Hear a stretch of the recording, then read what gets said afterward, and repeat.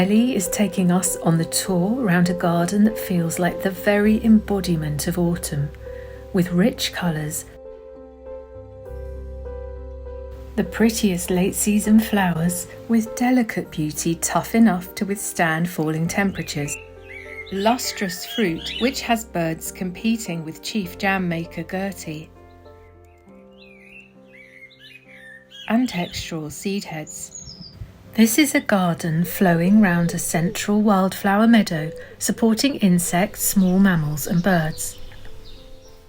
With a wonderful wildlife pond, the diverse garden was created from scratch on former monoculture farmland, using reclaimed and recycled materials and encouraging natural life-supporting cycles of decay and regeneration, all with ecosystemic as well as aesthetic benefits in mind. An ambitious task undertaken by 3 charming creators and custodians of this special garden.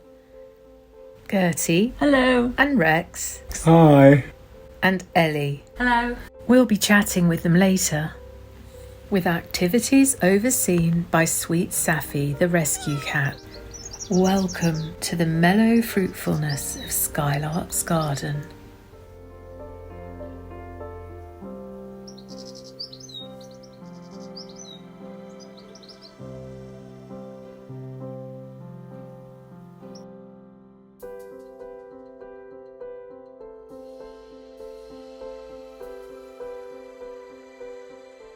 So this is the first year that the Nerines have been really sort of dramatic. They've probably taken about 3 or 4 years to get to that point. I've had to be very patient with them. They do look good.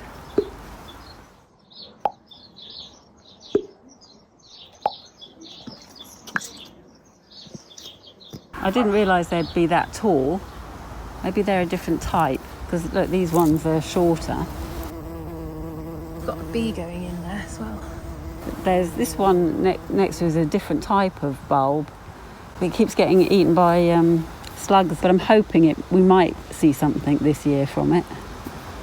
We love how this varied collection of containers with their successional flowers is cohesively knitted together with a little carpet of Cymbalaria muralis, ivy-leaved toadflax. This is not classed as invasive amongst native UK plants, but it will colonise old walls or garden rockeries. It has the most exquisite miniature flowers.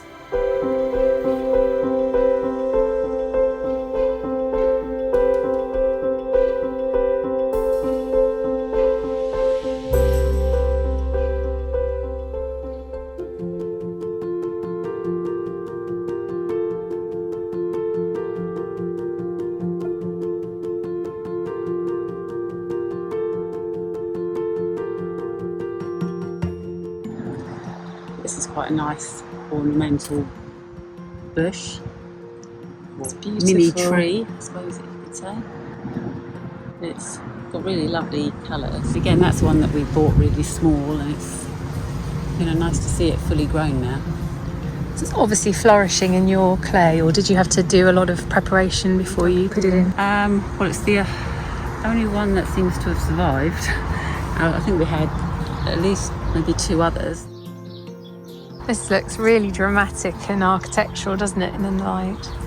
And then you've got the colour-coordinated water pan down there as well. Ellie dots dishes and jugs around the garden to catch dry season rain and pour at the base of plants when passing by.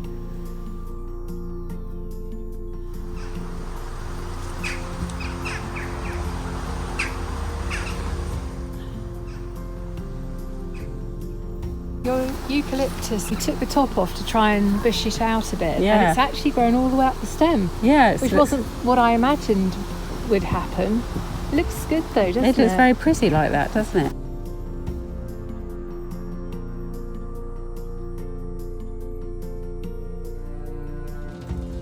It's nice because you get to appreciate the leaf at eye level rather than being up at the top.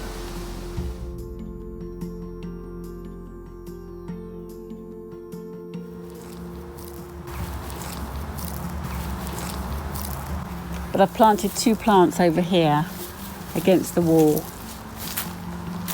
I mean, that took me ages because it was like concrete, and even a small smallish hole for those 2 climbers was just exhausting. A Virginia creeper?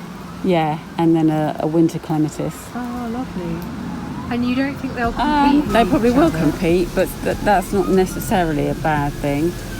They sort of, I think they come into their own at different times of year, so hopefully they won't bother each other too much. I mean, I've got a honeysuckle and a clematis together down the other end, and I've got various things combined. Doesn't seem to bother them. And actually, they haven't got competition either side of them, have they? So... No. And clay is very fertile, so as long as they're getting enough sun, they're not blocking each other's sun or taking each other's water, that there's plenty of nutrients to go around. I would have thought, anyway. That's a really good point.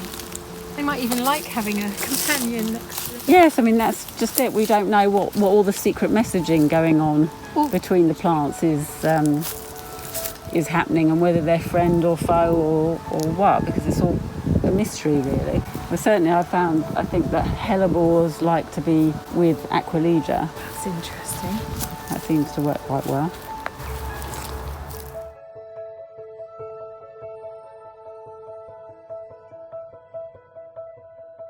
Viburnum look gorgeous. They're such great plants, aren't they? Because you've got lovely flowers and then berries and then autumn foliage. Yeah. This year the black spot on the roses has been worst ever. So although they are flowering quite nicely, they're not very healthy looking. The leaves certainly don't look very good.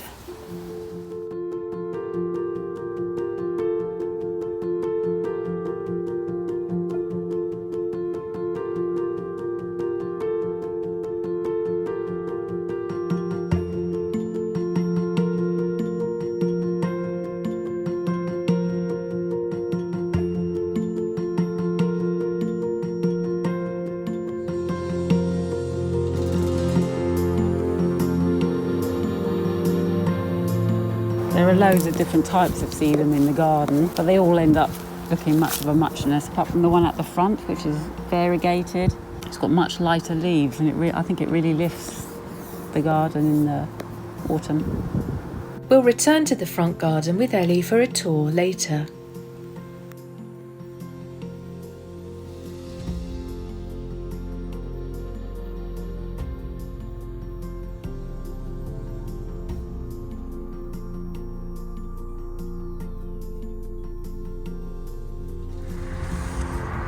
Vera needs her nose painted. Look, the mahogany has got some yellow flowers. Yeah. That's the first time it's flowered.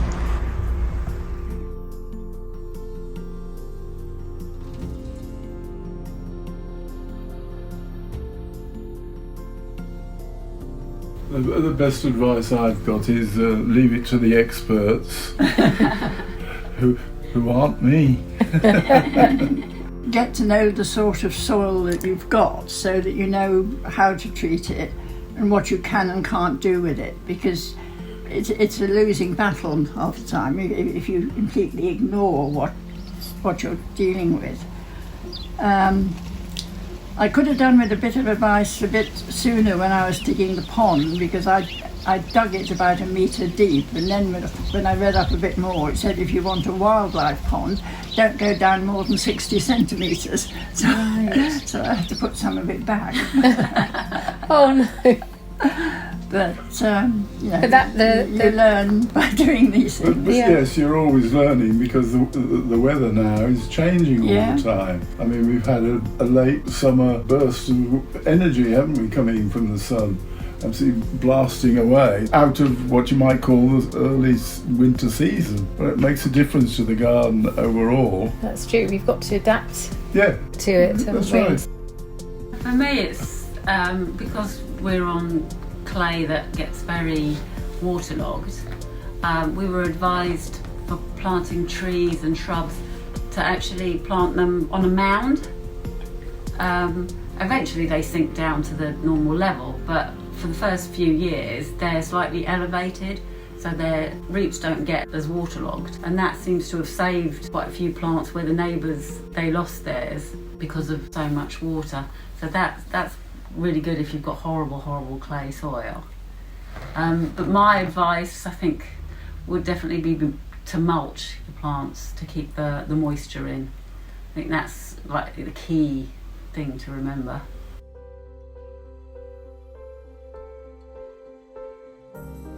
As we wander around, Skylarks seems aglow with its bright berry harvest. However, as Ellie explains, this has not been such a successful year for the usually abundant apple trees. So your crab apples are like cherries? Tiny so far because of the weird weather. So Mum normally makes loads and loads of jam, but there just hasn't been a harvest this year. And the other tree next to it has lost all its leaves. It's got like one flower. It looks very unhappy. I'm hoping that next year it will revive. Is this apples as well? Yeah. And normally that would be spring flowering, wouldn't it? Yeah. So it's got the seasons really mixed up. Very unhappy. Do you think that's wet weather or the dry spells? Because we've kind of had both, haven't we? I think it's probably everything coming at the wrong time. I think sometimes they flower when they're in distress. It's like a last attempt to I didn't reproduce know when they think they're that. dying. Oh, that's really sad. So I'm hoping that that it will just revive next year.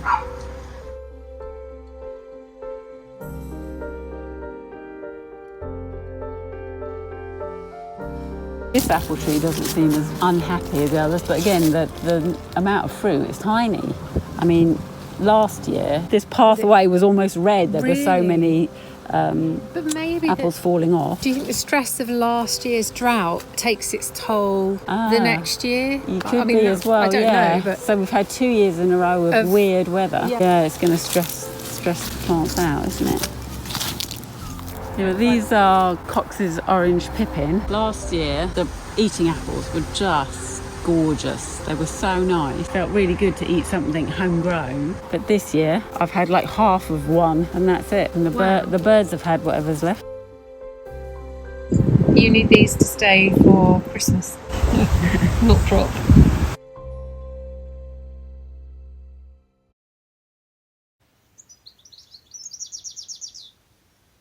How does being in the garden affect your mood, and is it always in a positive way, or that you notice jobs that need doing as opposed to just enjoying? Frequently, but it's not so much a problem with the garden as a problem with old age. Because I look around and just looking out there, that needs trimming, that hedge there.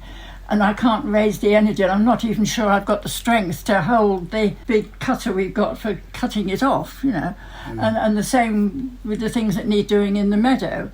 It takes me so long to do these jobs now, whereas a few years back I could have done it more quickly and effectively. So it's a bit frustrating, but it's not the garden's fault. It's my fault for getting old. Yes, I keep telling you off about that, but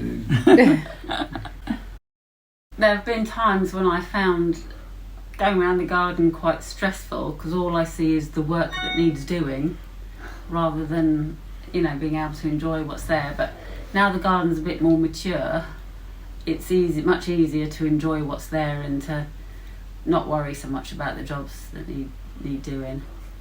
And I do find it quite sad when plants die or they don't take off. That's nature, though. Yes, I know, but I still find it upsetting. Well, they're your babies. Yeah. And you've raised them. Yeah. So it is a mixed bag. I know a lot of people say gardening's very therapeutic, but I think it's nature can be a bit too harsh sometimes. Enjoying the garden now that it's established is quite soothing and happy.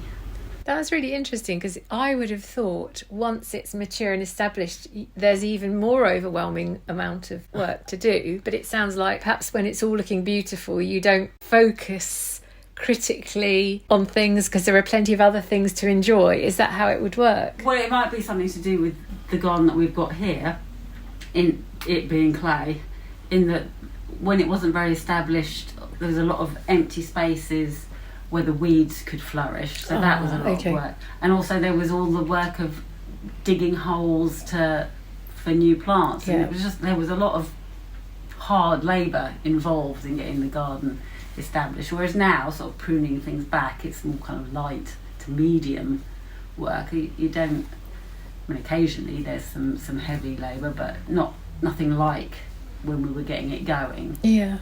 So yeah, I'd say it's a lot less demanding now. Even though there are more plants to tend, there's less development work.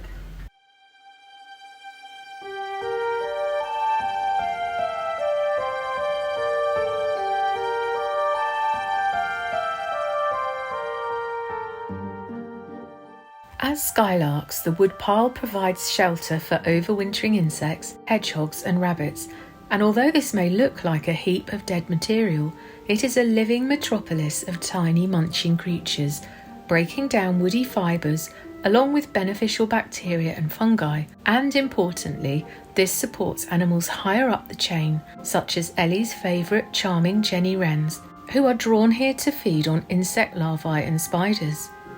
It's an intriguing hidden world that we wish we could fully peer into.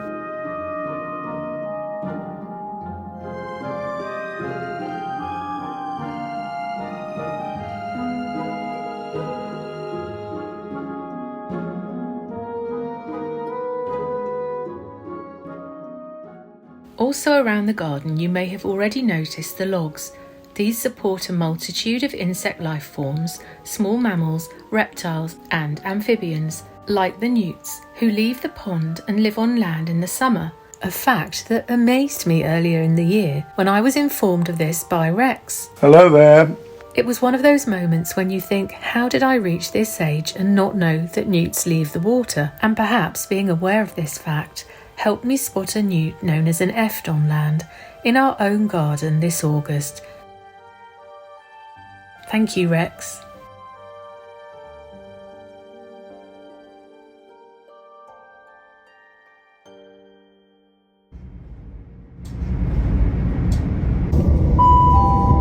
The next station is Ashford. Skylarks Garden in Kent, South East England, is about an hour's journey from our own garden, and ostensibly our locations are very similar.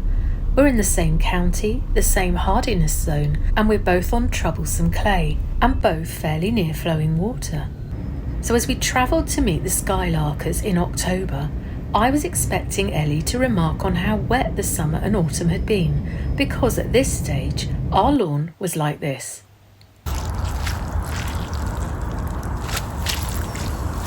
But I could not have been more wrong. The hydrangeas always kind of wilt when it's hot weather. Yeah, they do like a lot of moisture, don't they?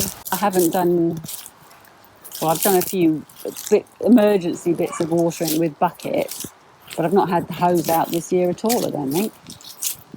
That's because we've had a hose, or did you not have the hose pipe ban? Oh, we did briefly have, it didn't last very long though, but even before and afterwards have not been hosing. This is testament to the sustainability of Skylarks Garden. It's evident from the slightly drooping leaves of the hydrangeas that the drought-like conditions at Skylarks have been in complete contrast to our own soggy garden.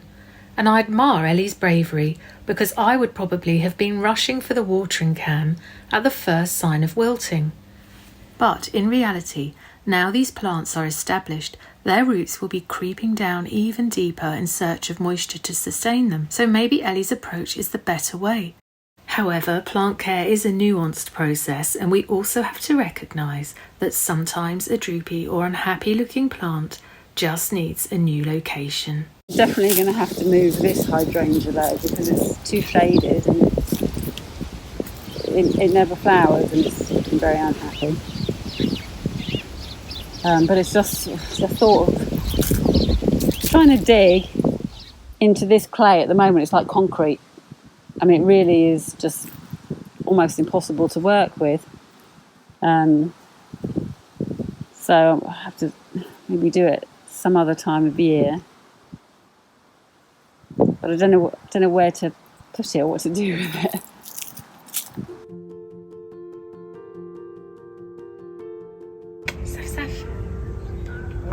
Run away, Sophie. Sophie. It's come running after you.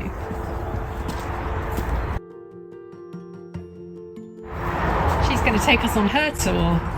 Look, she's checking that we're coming.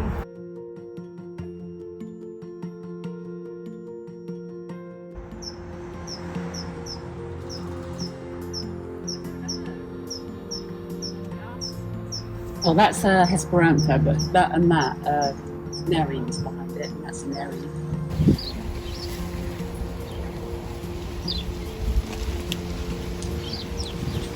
This is the variegated sedum that I really like.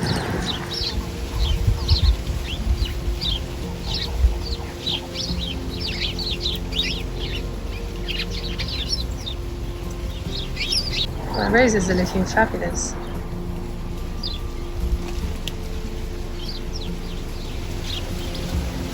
So they're so intense, the phone can't cope with the colour. It's overpowering. The phone's not very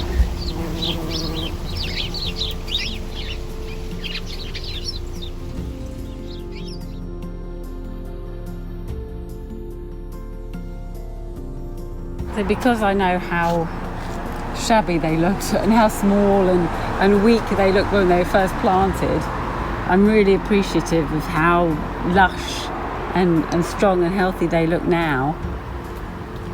I sort of go around the garden sort of almost in awe. They are awesome and really happy here, obviously.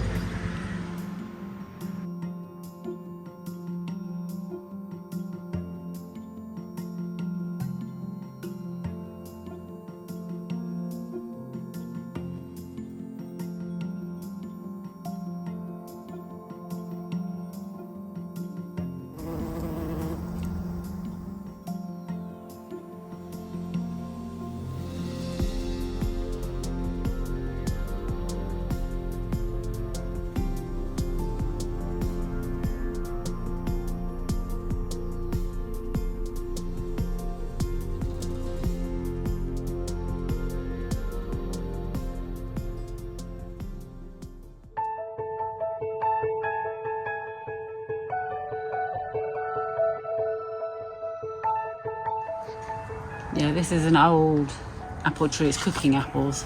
Normally there's so much you have to give some away to the neighbours, but this year looks like we're about 3. We're lucky.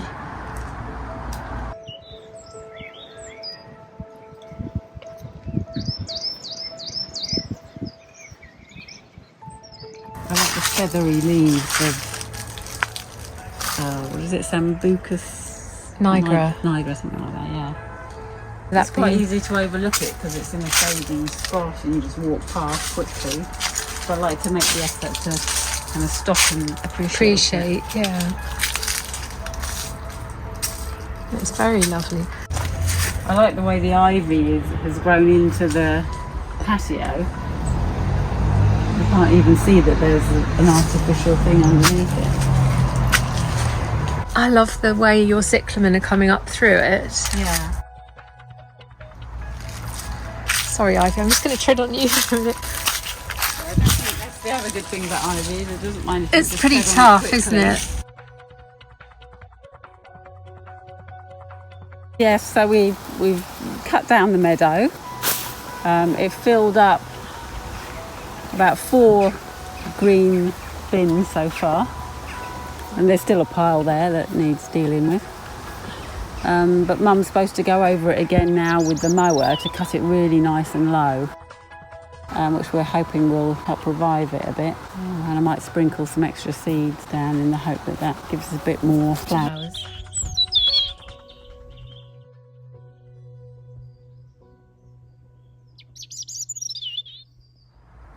So what are you enjoying most in the garden?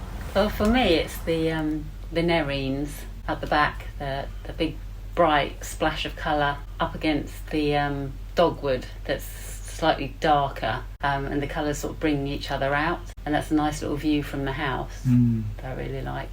Yeah. But the whole garden is always interesting Yeah. and soothing. by and large, for me, it's a long distance view, obviously, because I spend most of my time here. But from here, I can see that lovely lot of pink flowers that you've got there. Nerines, yeah. And then, as you said, the red bush further on, the leaves that were green.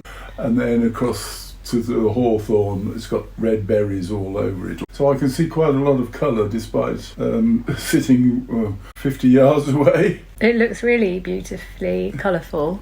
Really wonderful. And Gertie and I were talking about the hawthorn, and I was saying you've trimmed it Yes. after blossoming, and yet you've still got a fantastic display of berries. It's amazing. It was absolutely It definitely needed a haircut. Well, I think those branches that you took off the top, they hadn't had flowers on them.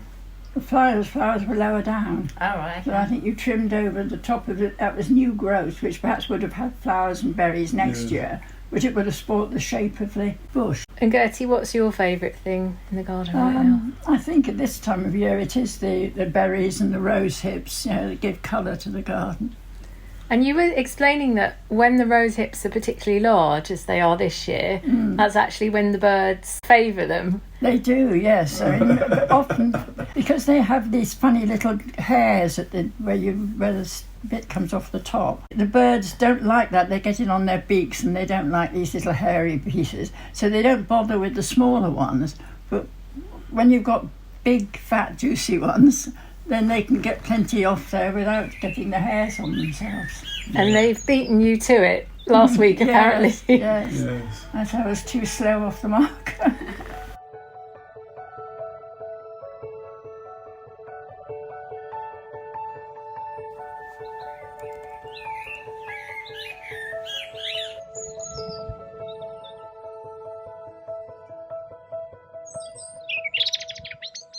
Thank you all for joining us for Autumn at Skylarks.